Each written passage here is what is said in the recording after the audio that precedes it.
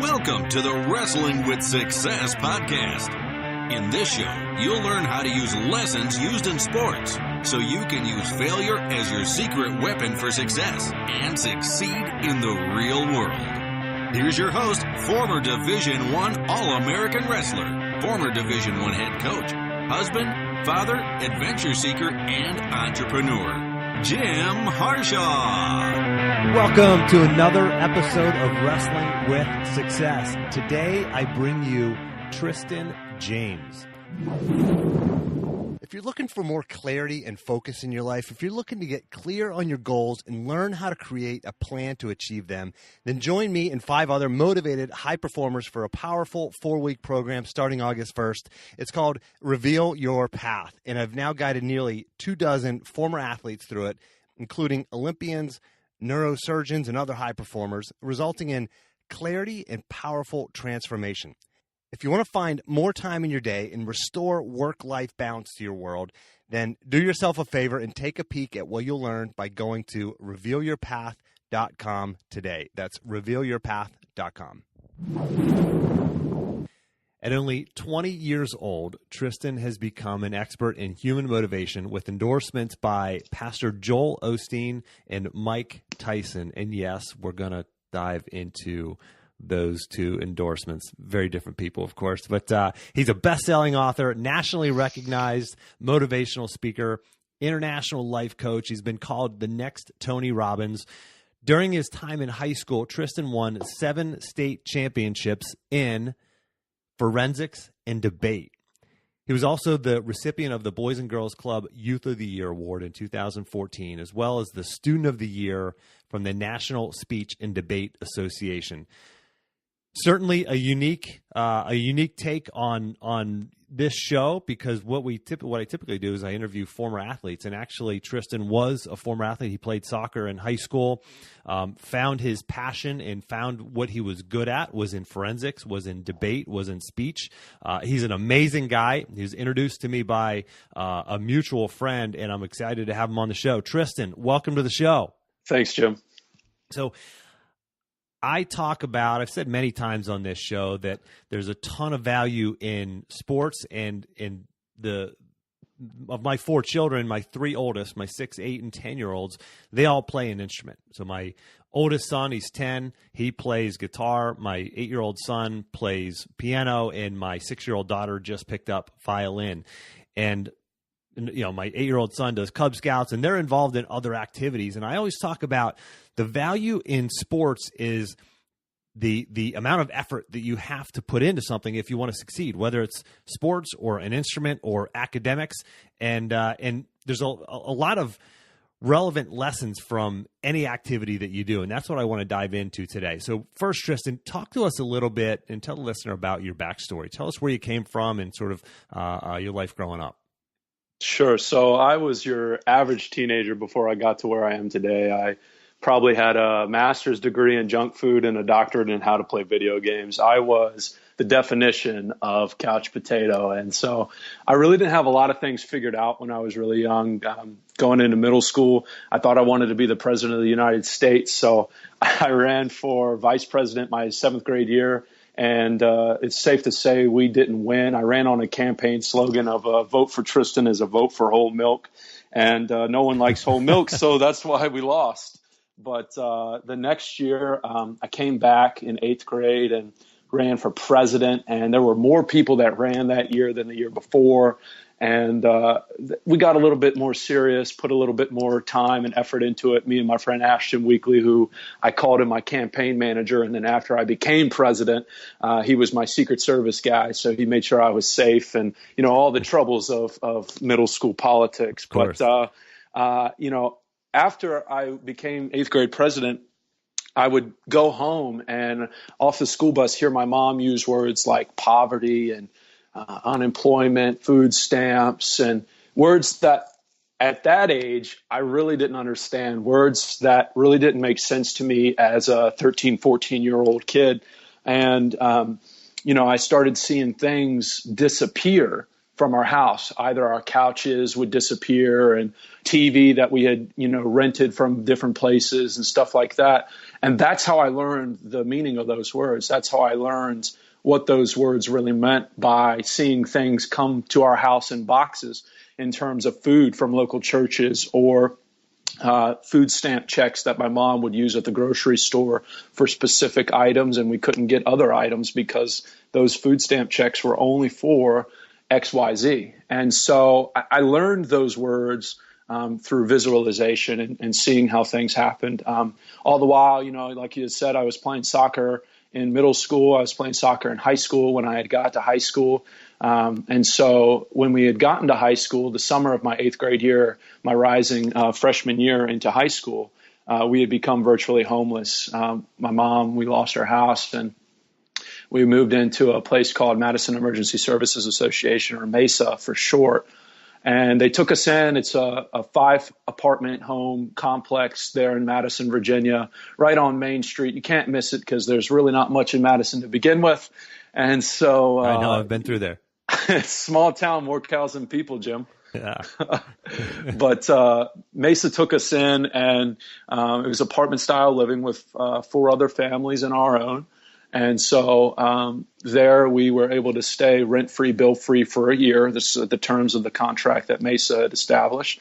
And the idea of Mesa is that you are supposed to get back on your feet, save as much money as you can through your job so that you'll be able to really conquer life outside of Mesa once you're given that next chance a year later.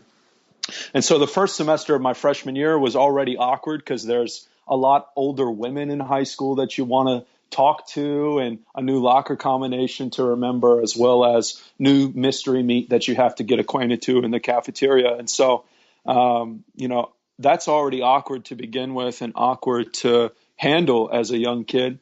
But to go home every day off the school bus at a place that your friends know isn't actually a home and different stuff like that made freshman year a little bit more awkward for me than most people. And another thing that was just heartbreaking and embarrassing was that I couldn't have anybody over. The rule for Mesa was that, this is where you live. You're not allowed to have anybody over, and no one other than the people who live here are allowed to come inside the building. So even when my dad would come to get me every other weekend, he'd have to wait in the parking lot while I went upstairs and got my things. And so it was really weird. It was really embarrassing at certain points during that year, but it taught me a lot, and very grateful for that opportunity to have somewhere to go in a time that we needed someone so much.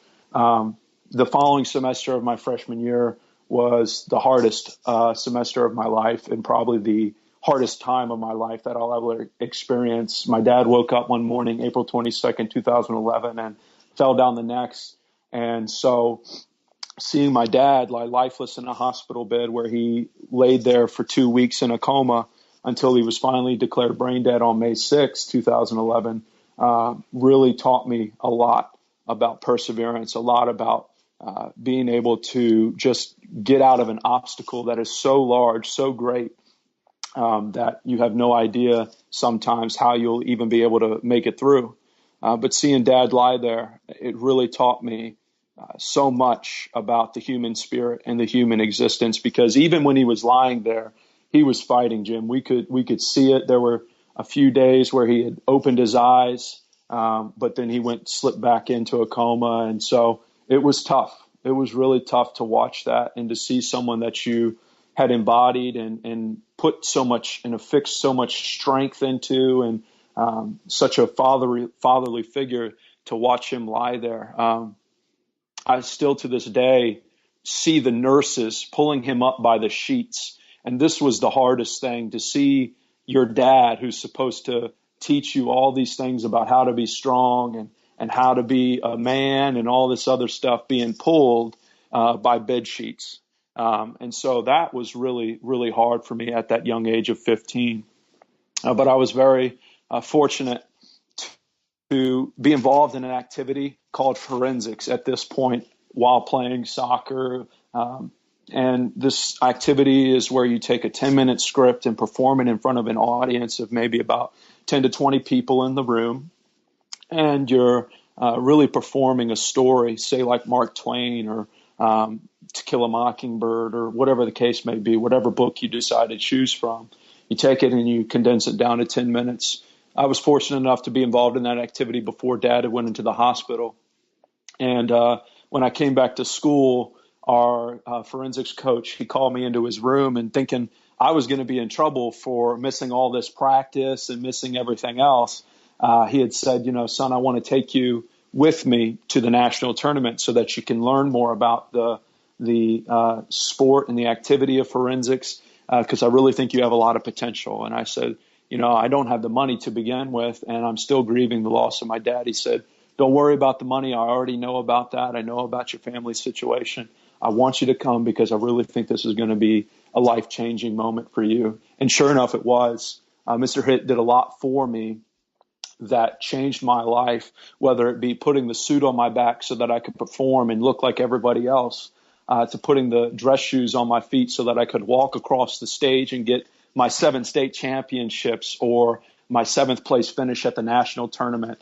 Mr. Hitt always made sure that I was put first and never let words like poverty or pain become an obstacle to the goals that I had set for myself and the potential that I knew that was inside of me. And so all throughout high school, I was groomed for success. I was being really my passion and my purpose, which was to inspire other people or to make other people feel a certain way, feel an emotion. That's what forensics was for me. And it's led me to now, to speaking on the telephone with you. And that's what I do now as a motivational speaker, as a life coach, to help people emotionally feel at their best. Tony Robbins calls it peak performance or peak state, to be at a level that nothing can stop you. And that's what I do now. And that is the most fulfilling thing. Wow. Amazing backstory. I've known most of that. I've spoken with you before. You and I were introduced by, like I said, a mutual friend who owns a company. He actually hired you to come in and speak, and he's the one who told me about you. And just amazing story. It was interesting that you mentioned about finding your purpose and your passion. I talk about how important it is to find that purpose and passion and mentors. You were on the path to finding your purpose and passion whenever your father passed away tragically, and you had a mentor in your life. And now, for the listener, the stakes are just as high, if not higher, in your life. If you have children, if you're a coach or a teacher or an entrepreneur, you're a manager, then you've got other people that are depending on you. Their lives are depending on you. So you've got to do the work to find your purpose, find your passion, and get mentors, get the right people in your life. Now, Tristan, you wrote a book called The Water Hose, and it contains, has techniques where, in your own words from your website, basically help techniques that you use to untangle your life. Can you tell us about some of those techniques and tell us a little bit about your book? Sure. So the reason I wrote The Water Hose was because, as you learn in the last chapter, and the reason why I wrote it was because it came from a phrase and stemmed from a phrase that my dad yelled at me when I was trying to put the water hose back on the little wheel. That's probably one of the hardest things that I've ever done in my life, putting that damn water hose back on that wheel.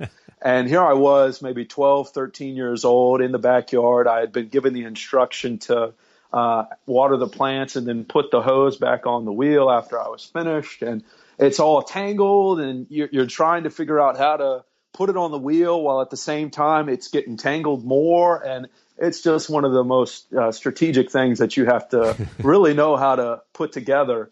And Dad came out on the porch maybe about 30 minutes after he had given me that direction and said, "What are you doing, son? It's just a water hose. Don't let it kick your ass."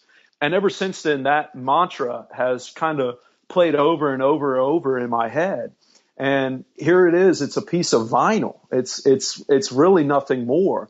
Why are you going to let something like that rule over your life and let you get frustrated?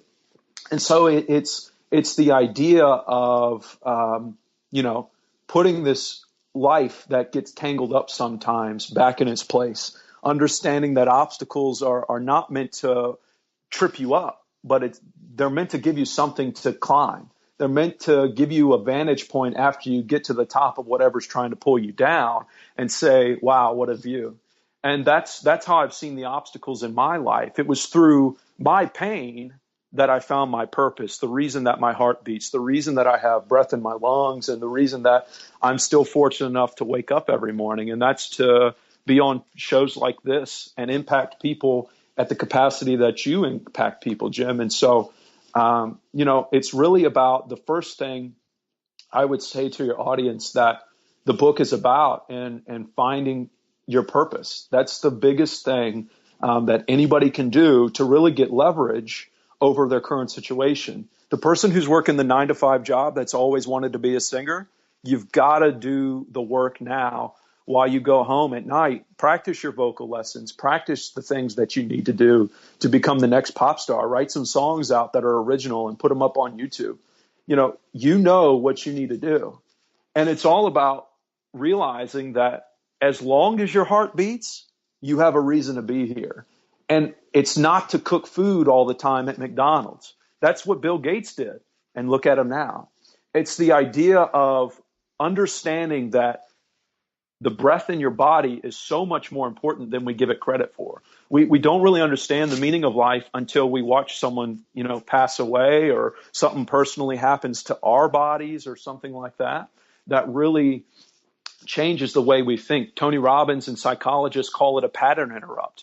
It's the idea of you're doing something habitually, and then something so dramatically happens that changes the way you do things. For example, if you're getting up in the morning and you're really tired, the best thing to do is take a cold shower. It changes your physiology and changes your muscles to the way that they react, and they are ready and energized to take on the day. It's called a pattern interrupt. And that's what, so many people are looking for. But don't wait until that happens. Something tragic like the passing of my father or growing up in Mesa. Don't let that happen to you. Really look for your purpose now and say, what do I want to do with myself now? And, the reason that I'm so passionate about what I do and trying to help people find their own purpose and their own passion is because I myself felt so much pain on May 6, 2011, that I committed myself that day to make sure and ensure that people never felt the same pain that I did.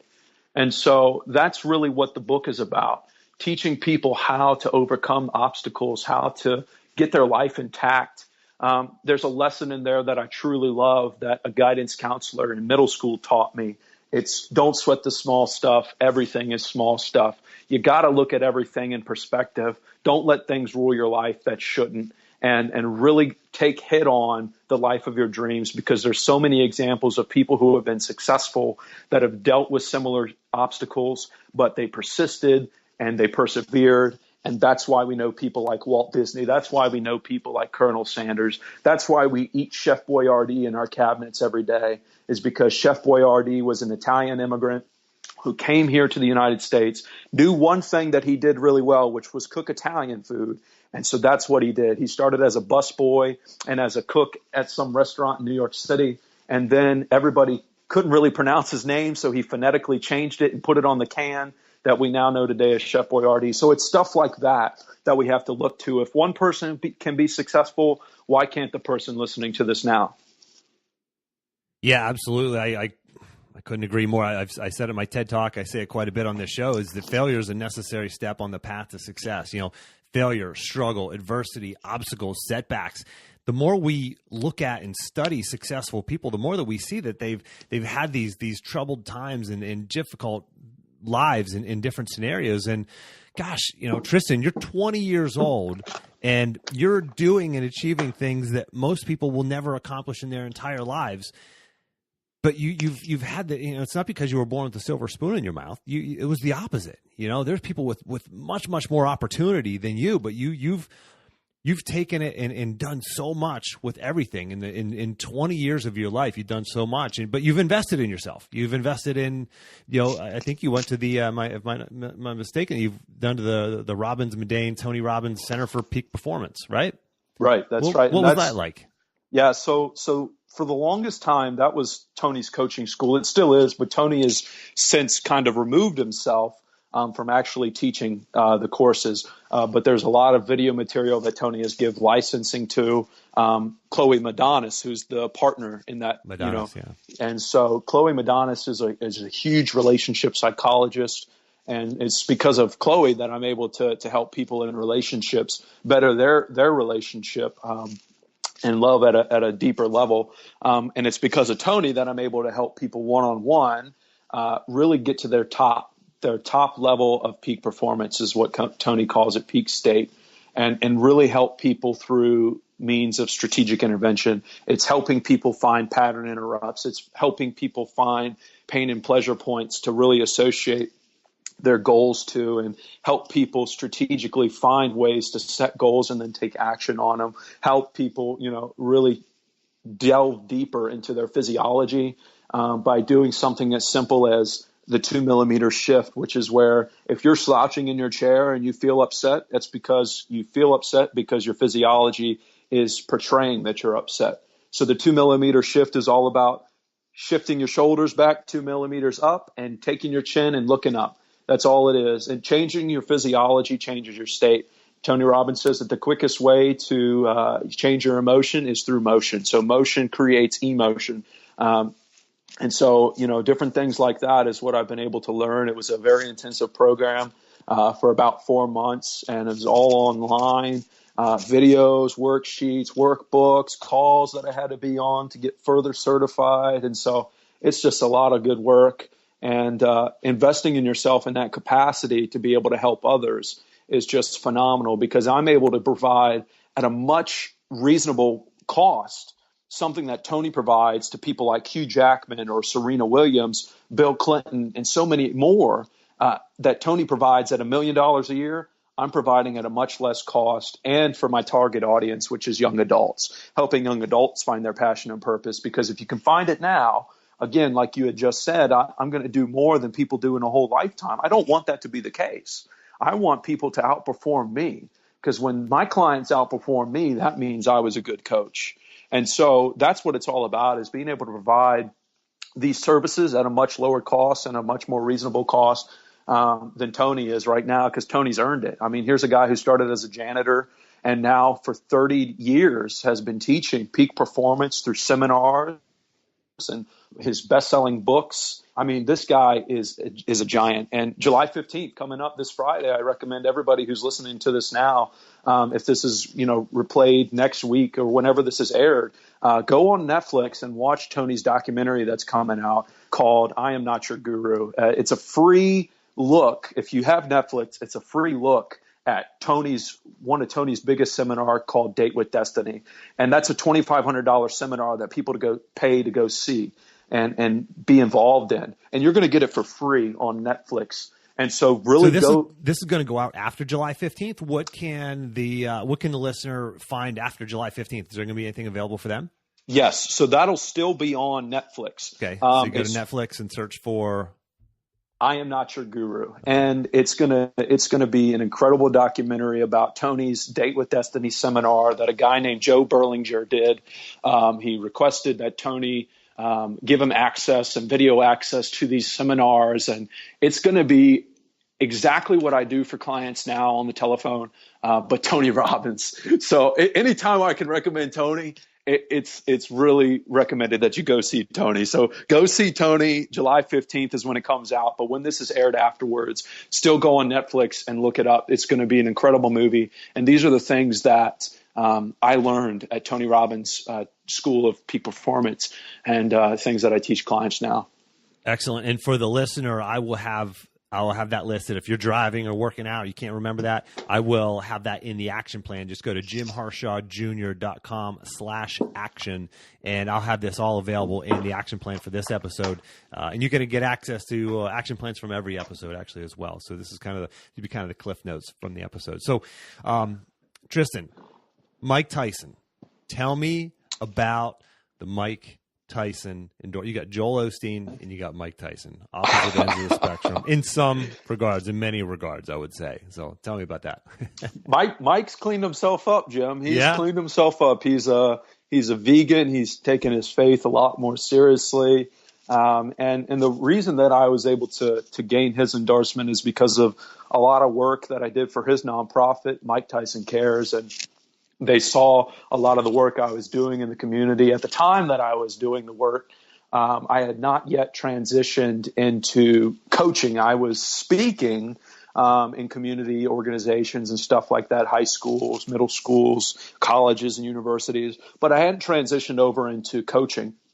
But Mike Tyson's, a few of the directors there at Mike Tyson Care saw a lot of the work that I was doing, and they tipped Mike off to it. And Mike was like, this guy's, really doing good work. And all of a sudden I had a video in my inbox as to what I was doing and how much Mike appreciated the work that I was doing for him and for the charity that he runs.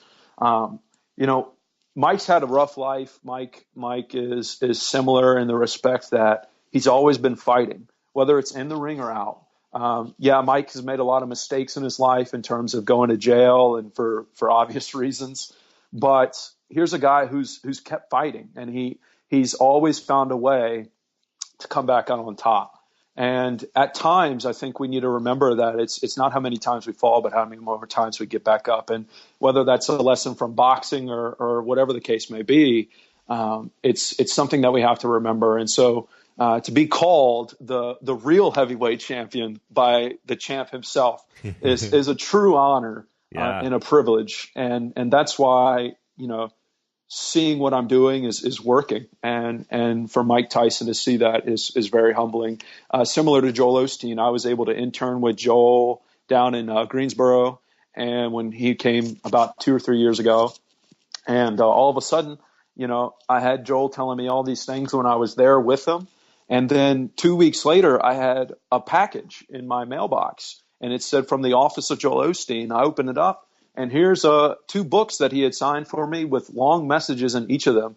And that was very humbling and inspiring too, for people like Joel Osteen to say they love my story. And it was very inspiring to see my faith, and that he hopes all my wildest dreams come true, this, that, and the other, from a hero. Somebody that I watch on the TV all the time and really helps me get my mind right for myself and helps me conquer the week ahead. Joel's a phenomenal guy, and to be endorsed by him as well is truly an honor. Yeah, very cool. Now, at this part of the show, I normally ask my guests, Tristan, what would you tell your 20-year-old self? But in this case, you're 20. What advice would you give the listener, who's struggling to find their right goals, their passion, their purpose, trying to regain that sort of single-minded focus that they had when they were an athlete? Sure. So I've been very fortunate that I've had some time to be able to listen to the previous guests that have been on here. And I'm sorry that I'm standing you guys up by being 20 years old. But this is what I would tell myself yesterday if I could. It's that every second counts. And it's not so much that it's supposed to be some, metaphorical statement. It's supposed to be something that actually matters. It's every second counts in the form of what you're doing with your work, what you're doing with your business, what you're doing with your fitness, whether you're working out right now, listening to this, whether you're at the office doing some work at the office in terms of paperwork, whatever the case may be. The quicker you can get things done efficiently and effectively, that's more time you have to spend with the people that you love. That's more time you have to spend with the things that you love to do. Every second counts. And so you have to do everything with purpose and with intention. And you have to set the intention for the second that you're using it. And so make sure you understand the importance of time. I'll never get any more moments with my dad, but I'm so thankful for the moments that I did share with him. And now when I'm on the phone with people trying to help them solve their problems, or I'm speaking in front of an audience of thousands of people, this is what I'm doing. I set the intention of trying to help these people understand that their time, even though it's limited, is so important to take advantage and full advantage of. And like I said at the beginning of this interview, no matter how many setbacks you may have had yesterday, the fact that you woke up today means you still have more work to do. You still have more things to fulfill. Otherwise, I really think you would be dead. So this is the idea that every second counts with what we have left to give. We have so much to give. And once you understand that your time is the most important thing that you will ever have, it really shapes you up into being able to do so much more for other people. Yeah, amazing stuff. Powerful. And what's an action? Like, how do you go about that? How do you go about making sure you're taking advantage of every moment, being present? I mean, is there something that you do on a regular basis that helps you stay present? Because a lot of us, a lot of people they're distracted. They can't stay focused. They say they want to accomplish something great, but they kill 2 hours in the evening watching TV. I mean, how do you stay focused and stay on task? And, is there any habits, any things you do, any strategies? Of course. And so if you've ever been able to read this book, I'm very fortunate to be friends with him and have actually spoken on the same stage as him. But Hal Elrod wrote a book called The Miracle Morning. I recommend everybody read it, because the most important part of your day is when you first roll out of bed. And Hal was very fortunate enough to survive an accident in which he was hit on by a drunk driver. He was T-boned. He was in his new Mustang that he had bought with money that he had been successfully in his business that he had run for about 4 years. And Hal was dead on scene for about 6 seconds, as he describes in his book. And Hal later on really took on coaching and speaking, as I'm doing now. And Hal was able to study some of the most successful entrepreneurs, some of the most successful business figures, and et cetera. And what he found out was these certain steps that people use for their morning. Now, this to me is the biggest one, and this is what gets me centered. This is what gets me present to take on the whole day. It's gratitude or prayer or meditation, whatever you want to call it. Take time in the morning to reflect on what you did yesterday, or people in your life that you met, people that you have in your life now that you're really thankful for. Really get centered on gratitude. And once you get centered on gratitude, you're able to see so much more. Getting centered, getting prayerful, meditating, whatever the case may be, you have to visualize the things that really went well and the things that you still want to do. After that, it's all about fitness. Again, Tony Robbins says the quickest way to change your emotion is through motion. So physiology is key. What are you doing for yourself that is going to help you feel better? So whether that be just a quick run or, like I said, changing your state by taking a cold shower, you got to look for something that's going to really whip you into shape. And once you take advantage of your morning, you're going to be able to take advantage of your whole day. But I would say the biggest thing that helps me stay present is being grateful and finding appreciation for every single moment. In some respect, I was walking down the sidewalk yesterday, coming back from the grocery store, and I saw a kid and his father. His father was holding this one bag just with his hand, but the kid was really struggling, trying to hold the bag, and he even had to go from carrying it with one hand because his arm was obviously getting tired, to holding it with two hands up in his chest.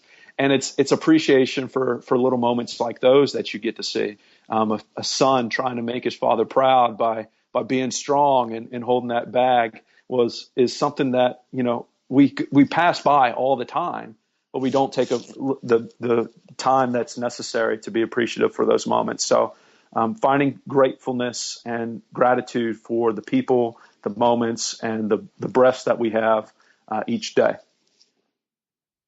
The listeners heard me say this ad nauseum, but it's interesting that nearly every one of my guests says something similar to that pause, that moment, that meditation or journaling or whatever it is, like hitting the pause button on their life to reflect. And that is the single most common theme in the successful guests that I have on. In some way, shape, or form, they do it. They don't all do it the same way, but it's interesting that you bring that up. And I try to do that, not exactly every morning, but in terms of gratitude, several times a week, on my drive to work, I pause and I do this, and I just think about it, and I actually say out loud during my prayer time is the little things that I'm thankful for. It's literally, having a cup of coffee in my hand, or having a car that I can drive to work, having a job that I can go to, and just the small things. Having a moment with some of any of my children in the morning. Sitting down, talking to them, hugging them, holding them before I get to go to work. It's those little things you got to really, really, really be grateful for, because those are huge blessings. Tristan, my listeners like to get an action item, one thing they can implement in the next 24 to 48 hours that can really help them start moving towards their goals. Any recommendations? Sure, and that's writing them down on paper. Write your goals down on paper. It's kind of the idea of being able to know where you're going and know the landmarks and points in the road as to how to get there. We live in a technology age where we're able to pull up a map on our phone and it will tell us how to get to the destination where we're going.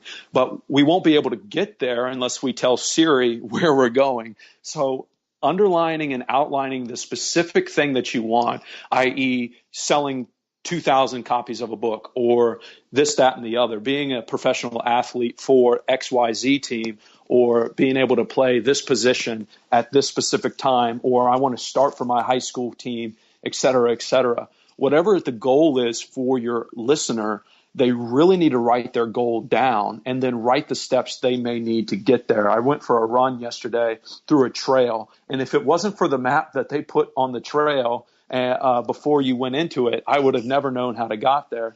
And they also put in mile markers so that I knew how much farther I had to go to get to the end, and also to make sure I stayed on the right trail, because it veered off at different points to give you views of nature. So if it wasn't for those mile markers, those little stepping stones, I would have never known how to get to the end. And the quickest way to get to your goal is by knowing how to get there. Setting the end in mind first before you ever get there is the most important step, because that gives you something to work for. So I would say definitely in the next 24 to 48 hours, write down your goals, write down the way that you need to get there and the things that you need to do to get there. And that's what's going to push you towards that, because that way you know specifically what you have to do to get there and get what you deserve to have in your life. For the listener, well, first of all, I got to say, Tristan, I can't possibly agree with you more. When I was an athlete, when I was competing, I did that. And then after I was done competing, I got away from that for so many years. But now I'm back to doing it, and it just feels so good to have your goals documented, and it helps move you forward. Now I've actually gotten to the point where for the last several months I've written down my goals every day. I have a handwritten copy of my goals in my wallet that I keep with me every day. As a matter of fact, on the back of my business card, I have 4 areas, 1, 2, 3, 4, where you can write down four goals and keep them on you at all times. So it's a really powerful habit, and thanks for recommending that, Tristan. Last question for you. What do you have a book, a favorite book? And maybe you mentioned maybe it's Hal Elrod's book, but is there a favorite book that you can recommend that, in addition to your own? And by the way, for the listener, I will have the title and a link to Tristan's book in the action plan, again at jimharshawjr.com/action. But in addition to your book, Tristan, is there another book that you can recommend? That's so hard, because books are important. The day that you stop learning is probably the day that you're laying in the ground. And so you have to take advantage of every single moment that you can to better yourself and invest in yourself. And the quickest way to do that is through reading. One of the books that recently came out within the last a year or so really has impacted my life in a great way, because it has so much in it. It teaches you how to use social media in some ways that I didn't realize. It teaches you how to sell things better. It teaches you how to do fitness. And that's written by a guy named Frederick Eklund, and it's called The Sell. And for people who don't know who Frederick is the number one real estate agent out of 33,000 real estate agents in New York. And he's on a show called The $1 Million Listing on Bravo. And he wrote this book about a year ago about his struggles coming from Sweden and being brought here to the United States on his own accord. He wanted to move here to New York and really wanted to get wet and his feet wet in selling. And so he got his real estate agent license, no college degree, nothing like that, and really started hitting the ground running with his drive, with his hustle, with his work ethic. And he talks about all the ways to be successful, but the most important way that he talks about is being authentic, being genuine with yourself, and that will then show to the people that you're trying to sell things to. That will show and share to the people that you're trying to persuade one way or the other to, whether it's, telling your kids to do the laundry or, trying to get someone to buy $1 million home. Frederick really takes you through a great journey. It's a very good read, very simple read as well. And it's just really phenomenal to see an immigrant who's come here from another country work so hard with nobody. He knew nobody, and he's become a pop icon in a sense for so many people. And so I would really recommend your audience to read that book. It's fresh, it's new, it teaches you, like I said, how to use Instagram. That's one of the platforms that I'm not really good at. And he gives all his tips. And, I find this to be true with a lot of people and peers in my industry of self-development, is that people feel almost in a way that they can't share the secrets with you, even though you pay them the money that you paid them to learn their secrets.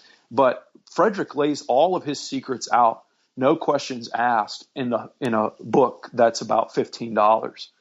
This is a guy who really wants to help people, no questions asked. So the directness in this book and in his words is what I really think is going to be essential to your listeners.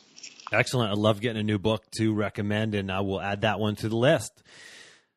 Tristan, awesome stuff. I appreciate you making time. Tell the listener how they can find out more about you, website, anything else you're working on, anywhere they can follow you on social media, et cetera. Sure. So they can see me at tristanjames.org. And right now we're doing a lot of good stuff. I'm actually going to be on another podcast interview later today, and also helping somebody in the local community who's a millionaire, multimillionaire, runs successful businesses, et cetera. I'm actually helping her. We're doing a joint book together, and so I'm helping her with that. Her name is Debbie Johnston. If you want to check her out, she's got a lot of business tips and a lot of business success to share with other entrepreneurs. And so I would really recommend your audience go look at her as well. She's a great person, and you can find her on Facebook. You can find me on Facebook. And of course, very appreciative for you, Jim, and everything that you're doing. This podcast is really changing a lot of people's lives, and especially what you're doing through really getting into the motivational speaking industry and coaching industry. You're going to go far and really change a lot of people's lives. And I know that everybody who listens to this podcast is very appreciative of you too. So from the bottom of my heart and theirs, thank you for what you're doing here. Awesome. Well, thank you. I appreciate it, Tristan, man. It's going to be fun to watch your career continue to develop. For the listener, as always, you can go to jimharshawjr.com/action. That's jimharshawjr.com/action to get the action items and all the tips and resources that Tristan just mentioned from this show. You'll get all that in the action plan, jimharshawjr.com/action. And until next time, just like when you were an athlete, take the time to get clear on your goals and embrace failure as a stepping stone on your path to success.